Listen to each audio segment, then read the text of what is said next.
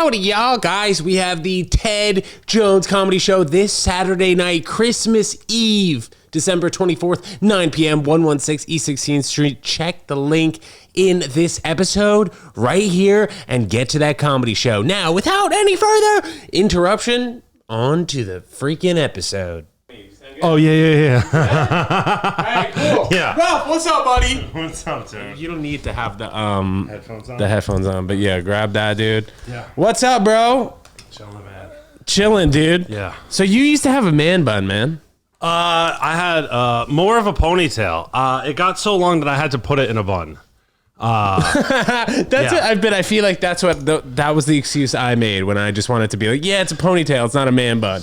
You know what I mean? Yeah, I enjoy the phrase of man bun. I've had like probably 3 or 4 or 5. You like these? These are new. Yeah, dude. 3 or 4. How do I hold this one? Yeah, I don't know. We're working on it together. You guys see these new freaking things that I got for Hanukkah. These nice little things. Because, like, the only presents that I'll take now, man, if it says my name on it, you know? Just big-time branding. But anyway, like I was saying, I go probably, like, 6 to 8 months, no haircut, and then I'll just buzz it. So there have been times when I've gotten, maybe not as long as you, but what made you grow it that long, and then what made you cut it? You got a fresh cut right now, right? Yeah, I got it cut cleaned up. You know, dude, I just, I had this corporate job, and I was tired of looking like everybody else. And I just got fed up, and I was like, this is not who I am. Like, I come from a hippie town. I wear beads. Like, I meditate. I journal. Like, this is not fucking me. And this is like a New York City corporate job? Yeah. So you're from upstate initially? Yeah, around the New Paltz area. Okay, and I know that you've headlined some gigs in Poughkeepsie. Yeah, I just recorded an album last month at Laugh It Up. Congrats, bro. So was that like your home club there? Yes. Yeah. And how many seats does that have? It can seat up to like 150 depending on the layout. Like it's a room where you could easily switch it around. Like they have a bar back there, and it depends on how much like equipment you bring. It's like a wedding, bar mitzvah, comedy show, like a rock and roll type venue. Where they can kind of like mix it up. Yeah, like it would be like a smaller wedding if you did it back there. But like I sold 82 tickets. And we filled up the room. That's and great. Then it was fucking magical. So what's the process after you do this hour? And I know that you've been doing comedy for a long time. So is this your what, second or third, or what number this is is my for you? second full hour. Okay, cool. First time I ever did an hour was at Caroline's.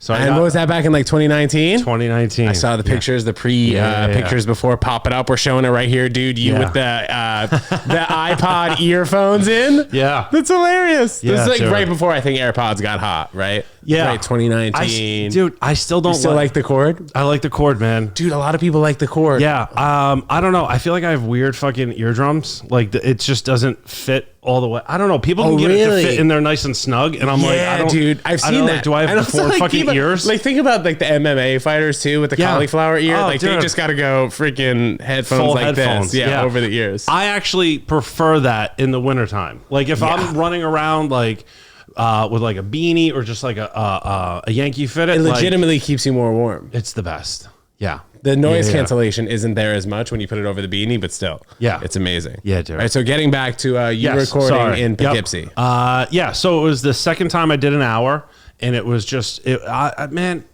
it was everything that I wanted it to be. Like when COVID hit, got a brand new notebook and just started writing everything from scratch. Like just reset the whole fucing table. Now, were you in Manhattan before COVID? No, I was in Astoria at that time. So, so when everything shut down, I just jumped on Zoom. And then I just... The Zoom shows? The Zoom shows. Like I was doing Zoom. I was doing 20, 30, 40 Zoom shows or mics a week. Did you host any of them? A couple here and there. But like, just let me get in, do my time. So like I would start on the East Coast at like 4 o'clock.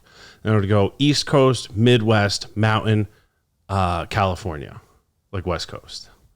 And that would be my day almost every day. Comedians saw that as a dark time for sure, but also on the bright side, it really couldn't get any worse in terms of like a comic, performing. You think about, oh, you're performing in front of 2 people in a crowd. At least it's a live crowd, something like that. Yeah. I mean, listen, if you were one of the comics that said, I'm taking this time off and I'm not going to write, I'm not going to do comedy, good for you.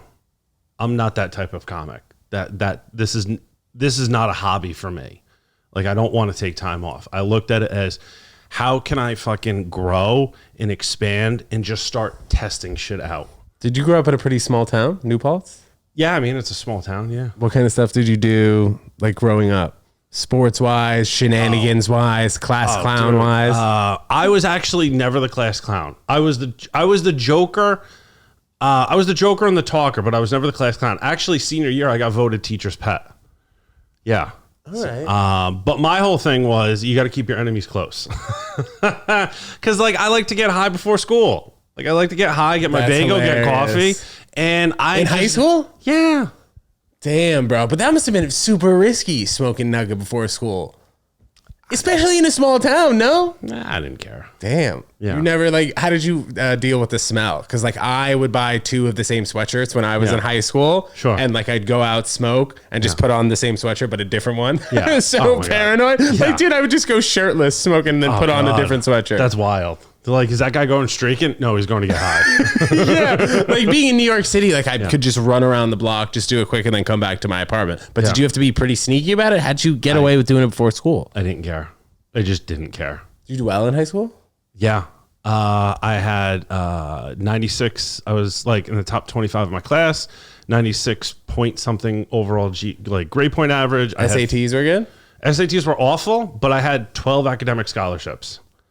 Damn. Yeah. So where'd you end up going to college? I ended up going to SUNY Albany.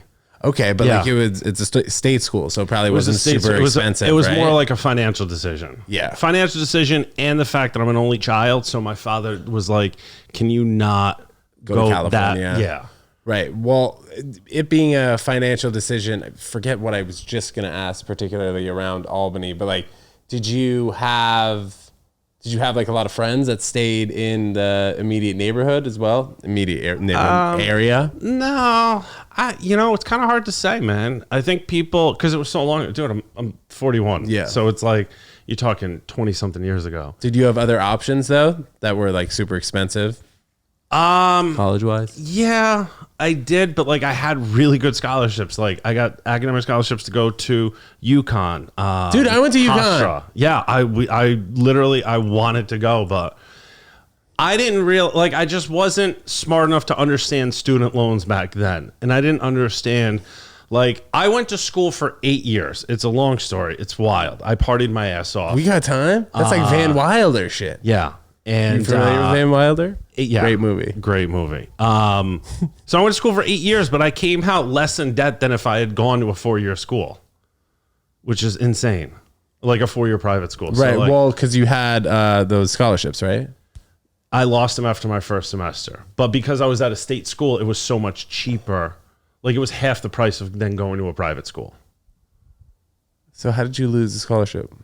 Because I partied my ass off. Even after the first semester? Oh, yeah. You just weren't going to class? No. SUNY Albany is fucking huge. It's like, I mean, you know what it's like. You went to UConn. Like I went from a classroom in high school of 25 kids tops to being in a lecture hall with 500 kids. So you just kind of got lost? Not even so much lost. I just like, I don't know. I thought I could scheme and scam my way through it.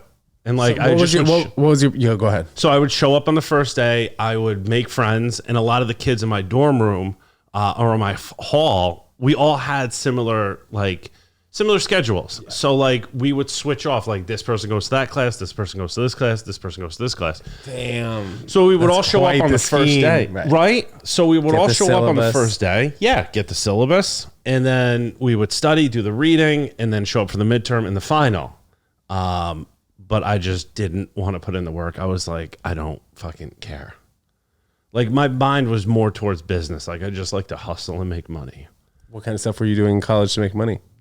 Literally anything. You like selling drugs and shit? If you could talk about that. I was introducing people to one another. So sure. I got to reap some of those benefits. Right. You know, finder's fees. I was more of like Yeah, I was more like a networker. I would say that's a nice way to put it. I was like helping people. And I see you as that now too in comedy, right? Yeah. Yeah. Very friendly. But like I would pick up odd jobs. Like I would do, like I did dialing for alumni. Like I would get on the phones and like cold call alumni for donations. Were you ever successful with that? Yeah, I guess. I don't know. What was the most amount of money you got someone to donate? Probably like maybe like $1,000. Okay, that's solid. You know? Inflation, today's price, Back in 1700. Yeah, I mean, this was 2005. So okay. You're thinking, yeah, it had to be at least 1,500, $2,000 by now.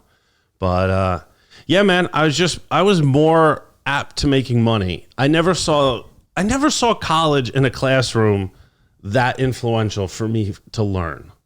Like I learned more by doing. So what happened after the first semester though? First semester? And were your parents pissed? Like what did your life look like from that point to graduating? My dad, 8 years later. My dad laughed his ass off and he was like, "You're such a fuck up." He goes, "I knew something was wrong because you stopped talking about college. You just stopped talking about it." You were living on campus though, right? I was living on campus. But like I wouldn't talk about school or like grades or classes or anything. I was like, they're all right. They're okay. So I ended up getting my act back together because like I sat down with my what do they call it? Academic advisor. Academic advisor. And I was just like, hey, listen, this is not for me. When was that? Like at the end of the first year or after the first semester? After the first semester. Because they put me on probation like right away. But they took away your scholarship right away? Yeah. That's savage. Well, you have to maintain a certain GPA. And so fuck. I went from, even for one semester? Yeah. Okay, you went from what? I went into SUNY Albany with like, I don't know, let's say whatever a 96 is, like a 3.5. Like 3.6, yeah, 3.6, yeah. 3.5. And after the first semester, I had a 1.7. 1.7. Bro, that's not even that bad. It's a D. Yeah. D plus. Yeah. Hey, listen, man. Well, I mean, dude, when you get a scholarship, I guess they really do expect you to perform at the highest level, which I understand. So, dude, going to UConn, that was like probably 75% of the reason that we, as the tennis team, existed. I played tennis there. No shit. So I got recruited there, no scholarship. Yeah. But the reason we were even like on the team was that like we brought up the school GPA. So like if the football team had like a 2.7 combined and like we had a 3.5 combined, like we were averaging that out, like us and the golf team. Wow. But as soon as COVID hit, we were like one of the first teams to unfortunately have to be cut just because there was so many expenses. But like we had a full contract with Nike. Anything that the basketball team got, the football team got, we got the winter jackets, the backpacks, all the gear. Yeah, so it really was like going to a top D1 school, which it was, of course. But like our tennis team was just not at the same level as the football team and the women's basketball team and men's basketball team as they're freaking number one in the country now. Yeah. What's that? Gino Auriemma? Yeah, the women's team. Yeah. So they won like 99 straight games when I was there. And Dude, it's insane. My freshman and senior year, the men won the national championship in basketball. Yeah. So like soccer was number one, baseball was like top 5, and tennis was just hanging on for dear life. Dude, your UConn teams, those men's teams, they helped make me a lot of money. So you're a gambler. I used to gamble too. Yeah. Used to. Yeah. Not anymore? Oh God, no. How did you end up doing that? If you're kind of done gambling, like, did you end up doing like positively? Yeah, I had an amazing run. This was 2008. Good time. It was a great time to have an amazing run. Yeah, dude. I went into the conference championships owing my bookie. Which conference? Is that Big East Conference Championship? No. Let me back that up. Yeah.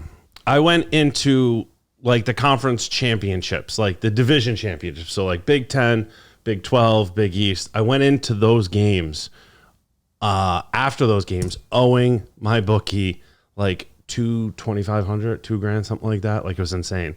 And then once the tournament hit in that first 4 days, that first round, he owed me like $6,000. Damn. Yeah. I just fucking pushed all my chips in and was like, let's do it.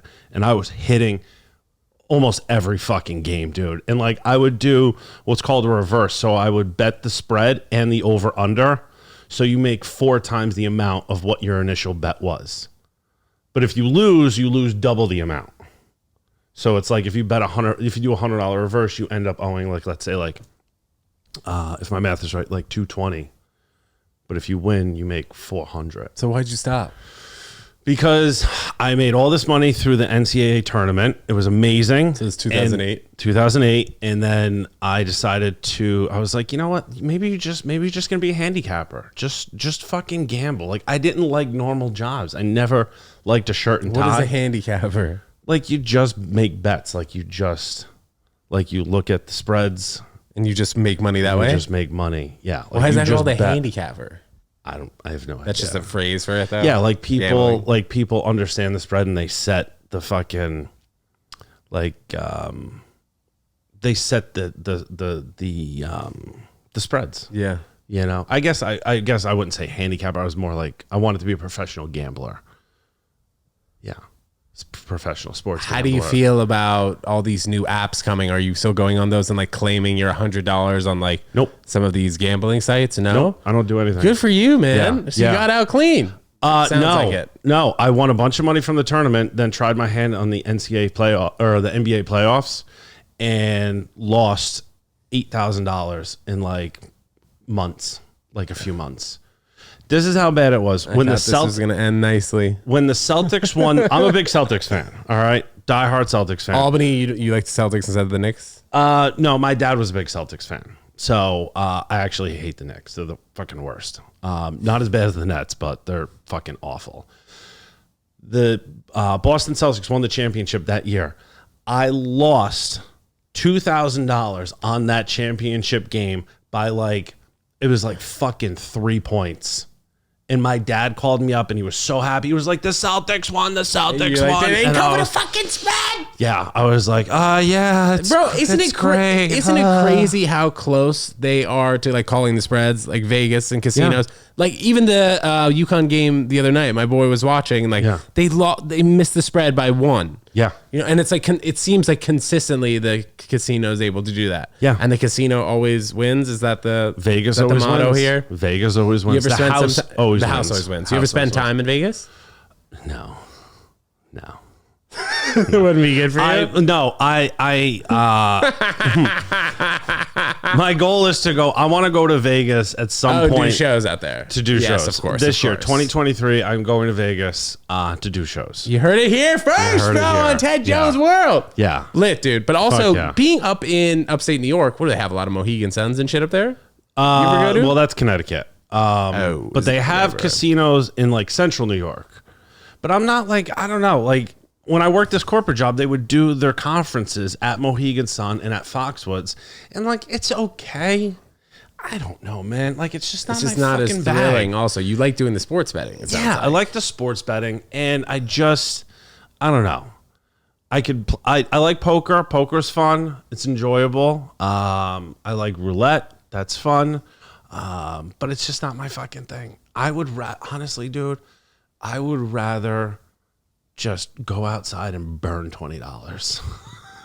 It sounds awful, but it's just not my fucking thing. I don't get it. It's just not my thing. Not thrilling. Yeah, no, I don't. Dude, I've had enough thrills in my life to not get off on a fucking poker table. Do you ever get thrills from some of the tattoos you get? You have a few of them, no? I got fucking 12 tattoos. So did it start and you couldn't stop? Is that kind of how it worked? Yeah. So what was the story of the first one, and then the 11 more?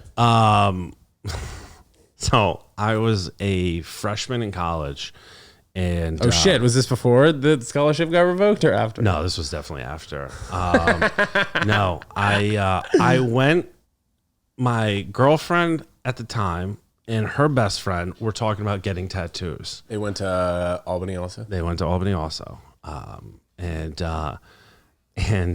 see if we can decipher if she was a good influencer or bad, but continue. No, they wanted to go get it. So I was like, yeah, fuck it. That sounds like fun. Let's do it. Get little ones, smiley ones on their ankle. They ended up chickening out. They didn't get it. And I was there and I was shit. Did you go first? And sorry, I keep interrupting. You went first and they were, all right, never mind. We're not.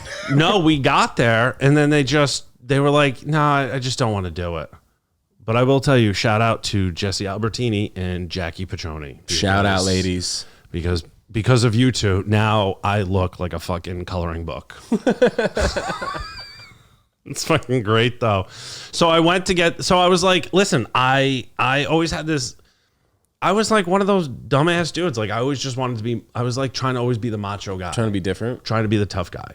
Wanted to be macho. Top G. Top. Sure. Okay.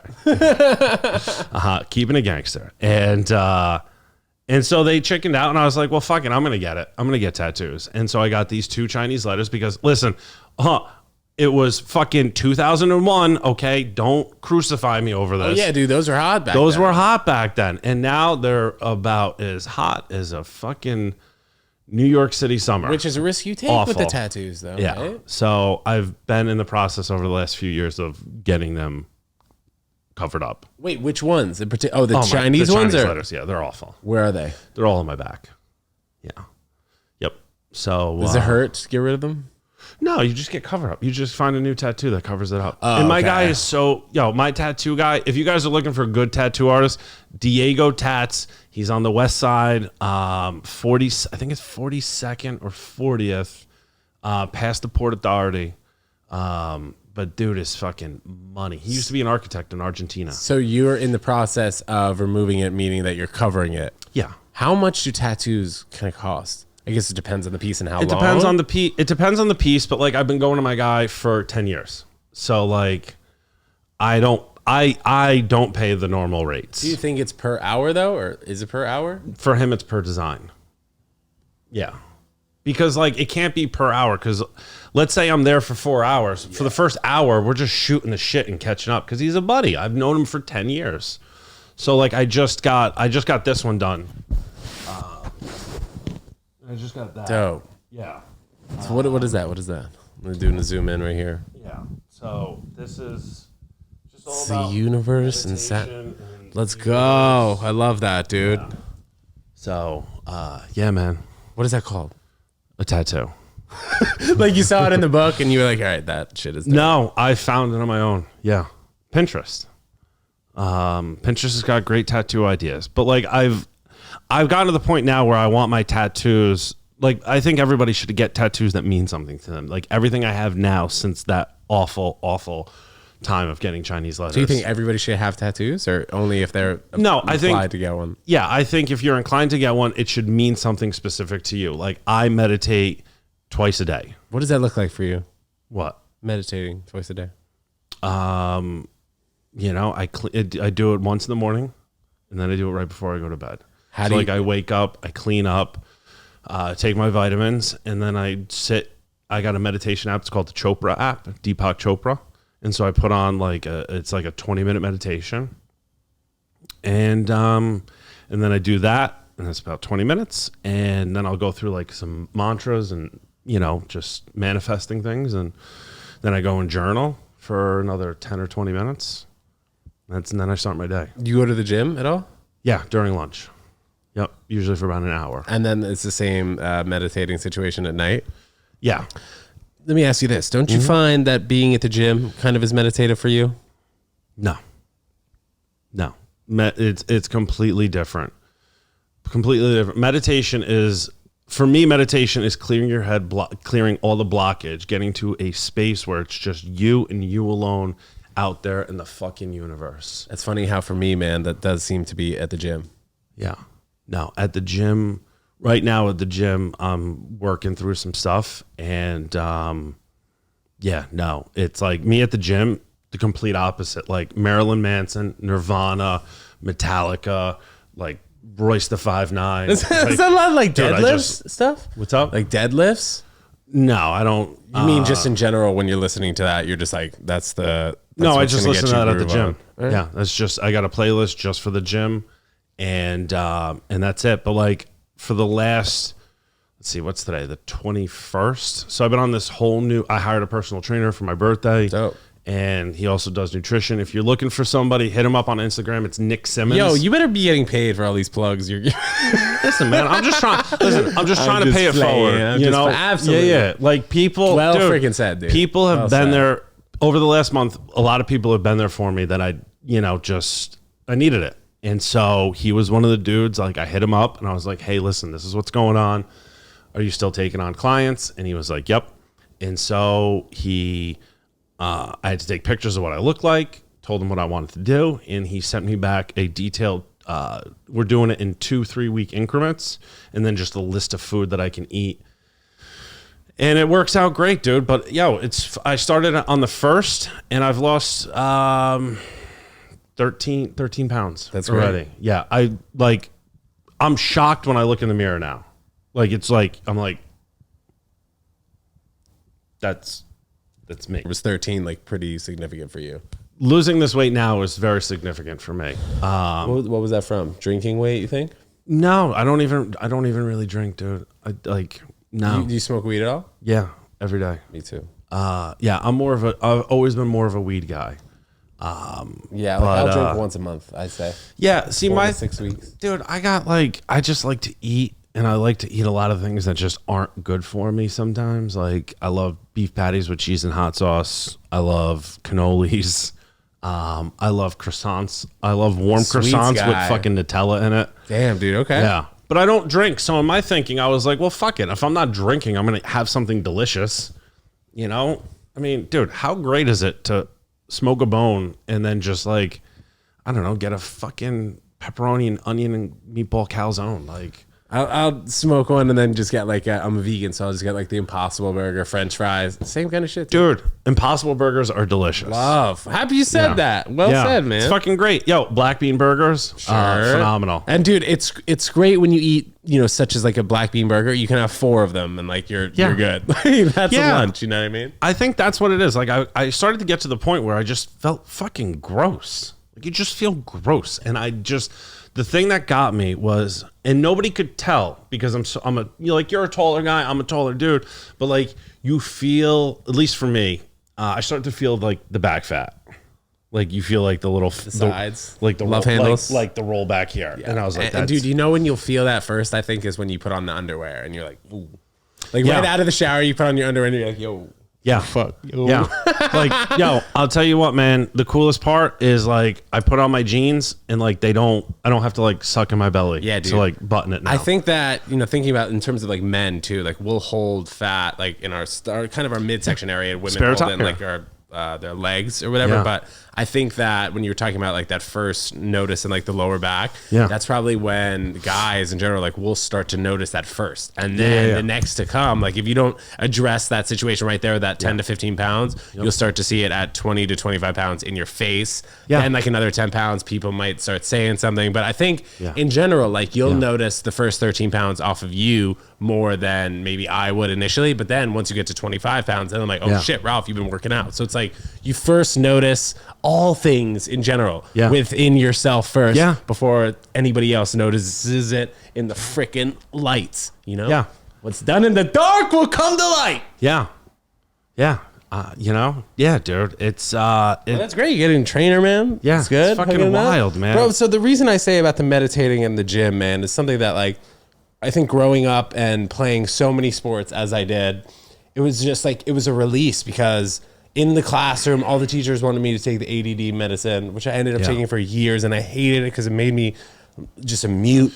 I couldn't be myself. It quieted me. So it was like, once I got to the point where now I'm a grown up and I can go to the gym, friggin' squeeze and has some sort of release in my brain, and then smoke weed.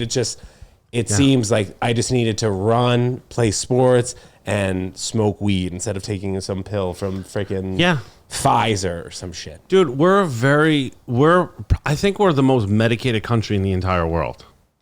I would not be surprised. Like big pharma's big business for this country. Huge.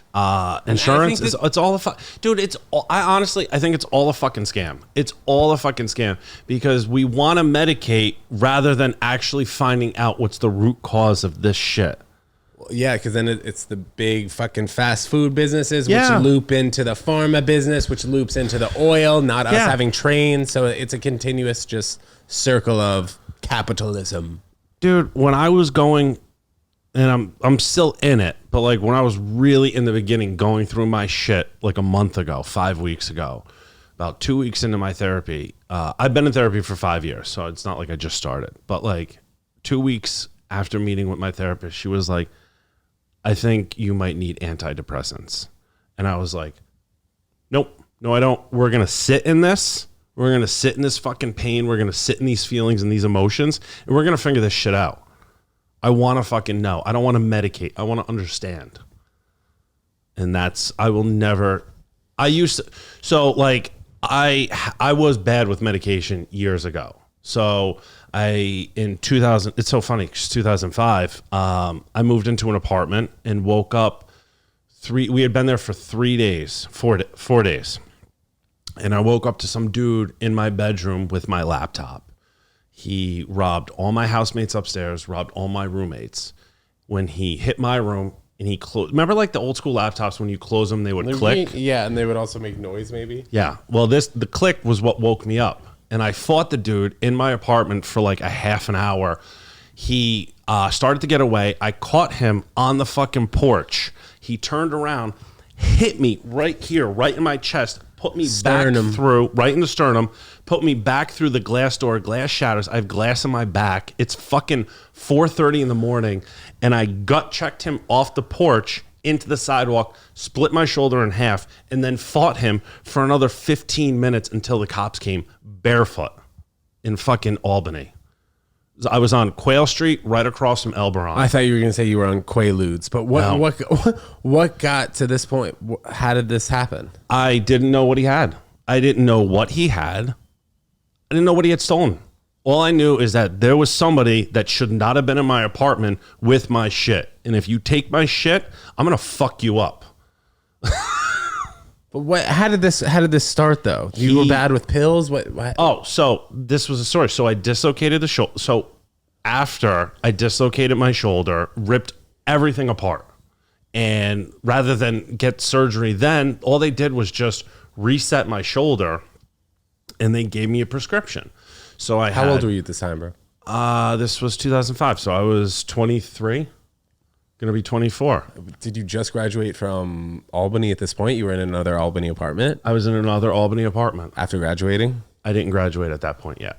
But, so they gave me Watson 350s. I had Vicodin, Flexerol. You name it, I was getting it.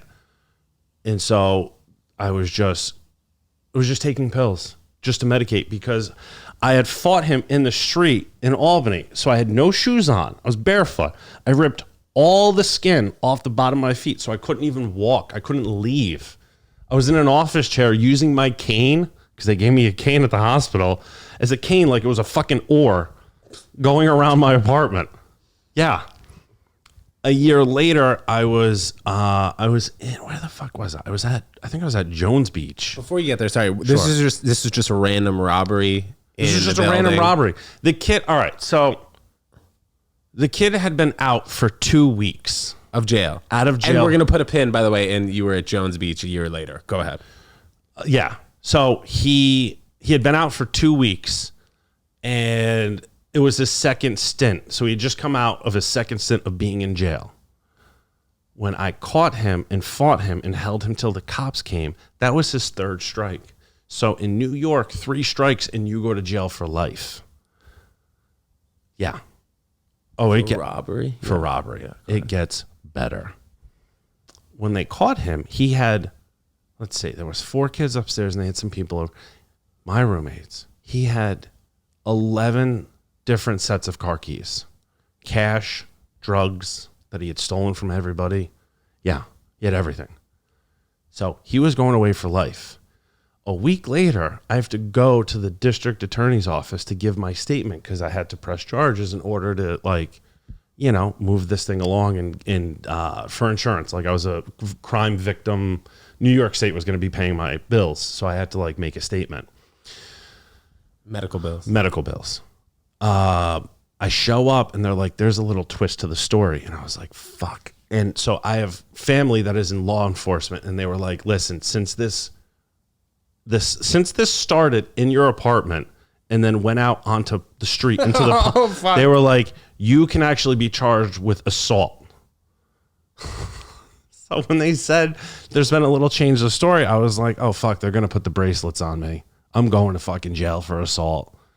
And then they go, yeah, the gentleman who shall remain nameless.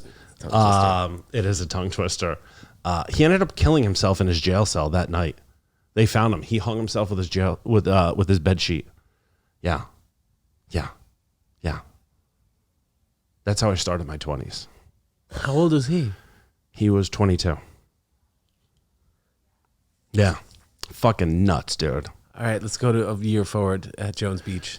So I was at the beach, swimming Jones in the ocean. Beach. Jones Beach, fist bumping like the best of them, and fucking go out into the waves, and the wave just fucking rocked me, and it took my shoulder. Yeah, It popped it out, dude. My fucking bone was sticking out into my skin. It looked like I had a skin tent on my back. The bone was about to pop out, theoretically. Yeah, it would have, if it was any harder, it would have broken through the skin. Right. And so they took me to whatever fucking hospital it was. I had this little tiny nurse / doctor jumping off of a stool because she was so tiny she couldn't reach up onto the bed. So she was jumping off a stool to set my shoulder. And then I ended up having to go. I went in for surgery like 2 weeks later, back up in Albany. And then again, they just gave me a bunch of prescriptions, a bunch of pills. So this is the continuation of the pills. So continuation. And dude, I was on painkillers for, let me see, 05, 06, 07, 08. Dude, I was probably about 5 years. I was on pain meds. And only you think like 6 months of those were like legit for your shoulder? Yeah, maybe 3 months in the beginning and 3 months after each incident. But because I was in so much pain, and then I think I was just starting to get addicted. Like my body was like telling me I was in pain, even though it just was craving the fucking drugs. This happened to me a little bit too. I had a torn labrum in my shoulder, and I was taking prednisone like everything. Obviously, it's not like a euphoric type drug, but it's just something that like your body relies on. Yeah. So what, if you don't mind me asking, what kind of happened to you, 4 or 5 weeks ago? Because I know that pretty recently you put together your hour, and that must have been dope for you. No? Yeah.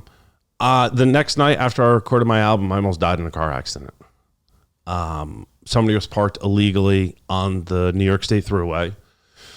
Just parked illegally in the fucking left one person was on the shoulder, on the left, on the center shoulder, and the other person was in the left lane. And there was no four ways, no lights, no nothing. And I fucking rear-ended them at about like 60 miles an hour. Yeah.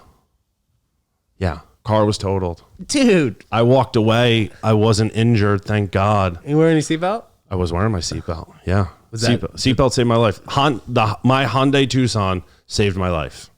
Yeah. And then just with that, and I had some other personal stuff going on, it was just shook you. Dude, it was a fucking downward spiral. Like, dude, okay. I hit rock bottom faster than I've ever hit rock bottom before. Like, that was the third time I've hit rock bottom in my life. And it was fucking intense. You doing good now, though? Yeah, dude. Honestly, doubled up on therapy sessions. Good. Back at the gym, losing the weight, getting training, meditating, journaling. Meditation in the gym and journaling. Journaling has been so... If you don't journal, and a lot of dudes, like, they have this macho mentality, like, journaling's only for girls. Fuck you, okay? Get in touch with in here, fellas, because that's what you need. That's what you need. Just fucking be man enough to know that you need help. Releasing your thoughts. Releasing your emotions, freeing yourself, forgiving yourself. That's such a big thing that no one does. You have to forgive yourself. Nobody's fucking perfect. Fuck yeah, dude. People make mistakes. Totally. And people look like an idiot. Everybody fucking looks like an idiot here and there in their life. Even the coolest dude, coolest chick has looked very silly at one point in their life, I'm sure. And also being in the stand-up comedy business as we are, you put yourself out there to be vulnerable and silly. So Yeah, I mean, it's very important, dude. It's all material that's gonna eventually come out next year. Like, I've written a ton of stuff down about it. Yeah. But yeah, dude, just a lot of meditation, a lot of journaling, a lot of crying. Like, it's fucking, dude. You go through the motions. You got to respect yourself enough to give yourself grace. Did you ever do like mushrooms or ayahuasca? Yeah. Both? No, I want to do a trip. I want to take a trip to do ayahuasca. So yeah. So any freeing mind thoughts with the mushrooms? Anything, or just I think mushrooms are amazing. I think everybody should do mushrooms. at least once in your life. I have a 30-day supply of microdosing. Oh, really? I'm very close to debating it, but I might microdose to start the new year. Yeah. I did it like 3 weeks ago and I ate too much. My stomach hurt. But it was great. It was great otherwise, besides that. Well, it's like you don't know. It's like good weed, man. You don't know how much is enough. Like that's the craziest part. You know? Like, how do you feel about weed becoming hopefully fully legal within like the next few weeks with these licenses coming out? Listen, I got a buddy who's going to be one of the first licensed retailers. In Astoria? No, back up in Albany. Wow, dope. Good friend of mine. I'm very excited for him. He's got to get you those Christmas bags. Yeah, bro. But I'm all about that, man. Listen, I'm all about it. I think one, it's great for the economy. Two, totally. I think the fact that we have criminalized weed for so long is fucking bullshit.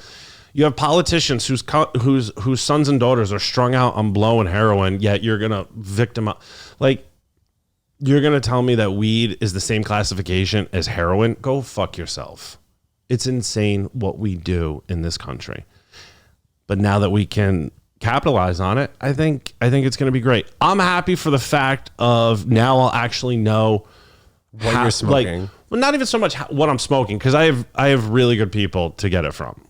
At least I think so. But I just want to know how strong my edibles are. Like I have this whole bit, as most comics do, about edibles, and I'm just tired of buying Rice Krispie treats and cookies and not knowing. Dude, exactly. Like, listen, I some of the people I get from, good people, the good dudes, but like, I don't know how strong their acumen is. I think that's kind of the same. It goes for saying with weed too. Like people will be like, okay, that's 27% THC. I know exactly what I'm going to get. I won't get too high. I know where to stay. And it's like the same thing with edibles. You know, you don't want to get the 30 milligram that's going to hit an hour after you taste it. Yeah. So it's kind of just like the regulations in places like Chicago, which you and I have spoken about before. Dude, I went to Chicago and literally from the airport, I went straight to the dispensary, which was like, it was a good experience. Which ones you go to? The one on West Ohio Street. Yeah, was it next to one of my hotels? Next to the hotel. What's it called? The Wheat Outpost. I forget what the name is. On West Ohio Street, next to the Apple Store of McDonald's. If you ever pass by, they have like an enormous McDonald's that looks like the Apple Store. What was the neighborhood you were in? Do you remember the neighborhood?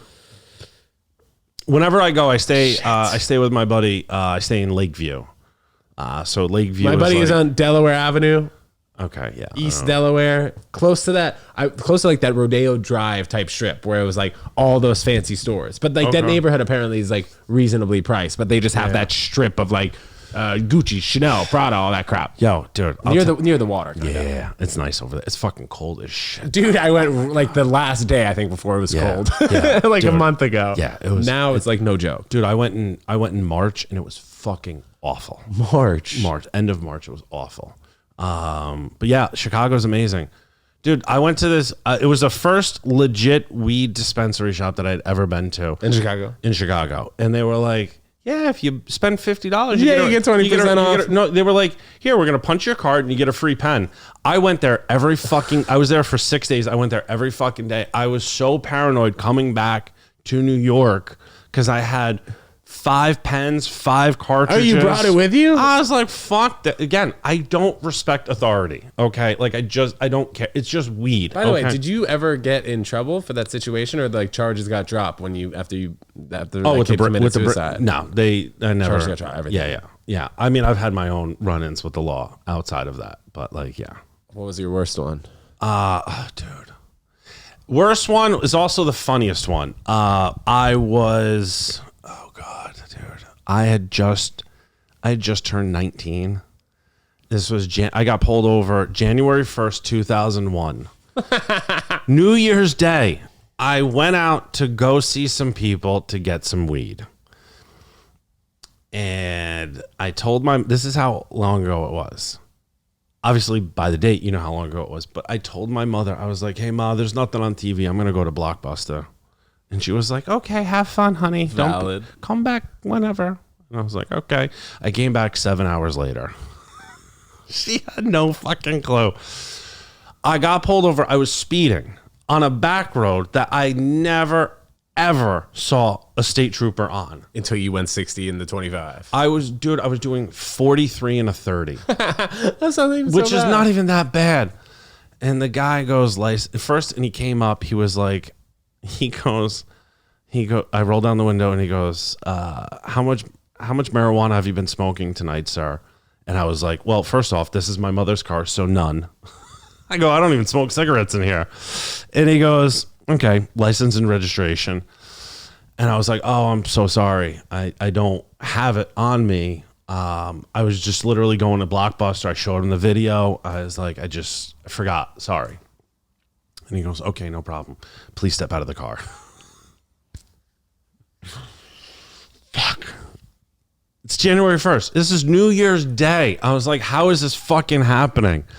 Has me come out, stands right in front of his car by the headlights. You were still drunk. No, I was fucking sober, dude. I was perfectly fine. He goes, listen, I just got to pat you down. Since you don't have your ID on you, I just got to pat you down.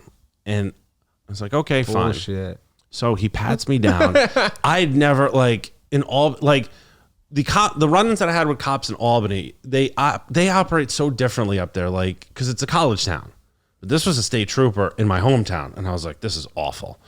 And so when he hits my jacket right here, he goes, oh, your wallet's right here. And I go, oh yeah, oh okay, cool.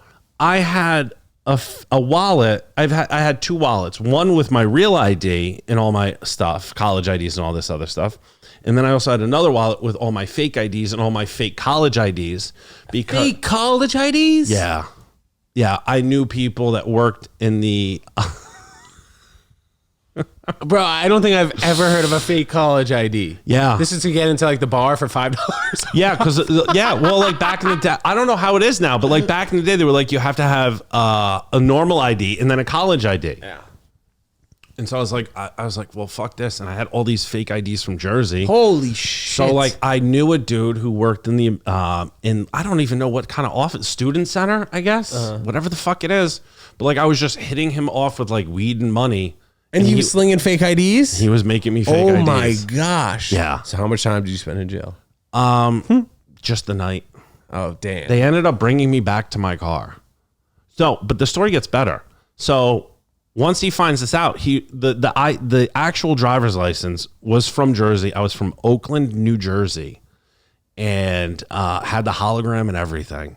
And it was so good that it faked out a New York State trooper. And he started writing down the information. And I had to tell him, because this was my mother's car, and I knew I knew I'd get fucking buried if I didn't say anything. And I was like, oh no, sir, that's actually a fake ID. And he goes, oh, what do you mean? It's somebody else's? I was like, no, it's actually all fake. And he goes, oh, okay. So criminal impersonation, criminally forged documents. Cool. Okay. Awesome. Please turn around, put your hands on the hood of the car. I'm going to pat you down again. And then he patted me down again. And that's when he found all this weed. Oh, fuck. He found 37 grams of weed. 37? Bro, on a trip to Blockbuster? I like weed, man. You picked up what, $300 worth of weed? Maybe. Maybe your boy, 150, Yeah. 200. I mean, it was an ounce. It was an ounce and Ounce a and some quarter. change, yeah. A little over an ounce and a quarter. Yo. Yeah. So, Yeah. but anyway, ended okay, kind of? So he fucking books me, puts the bracelets on, puts me in the back of the car, brings me to the state trooper barracks. I knew his boss, and I was dropping names right and left about who I knew. Let me out, just can you call them? They're gonna vouch for me. Listen, I'm in college. I fucked up. All right, I admit it. Whatever. They were like, you still got to go to the station. So they made me they were processing me. So I had to take the fucking mug shots and everything. But because I didn't have a real ID on me, my mug shot just said John Doe. That's hard, dude. Yeah. Bro, you need to get that and make t-shirts. I was trying. You I've been need to get trying that. I've been trying to find it for years. Just go back to the police station when you're up near home and just be like, we need that mugshot. Yeah. Dude, you gotta make shirts, That would be great merch. Yeah. It's such a great story too. Yeah, I told you. A lot of people don't realize this. Like, people, you see me out and about now, and I joke around about, about being in relationships, being a stepdad, being all this other fucking shit.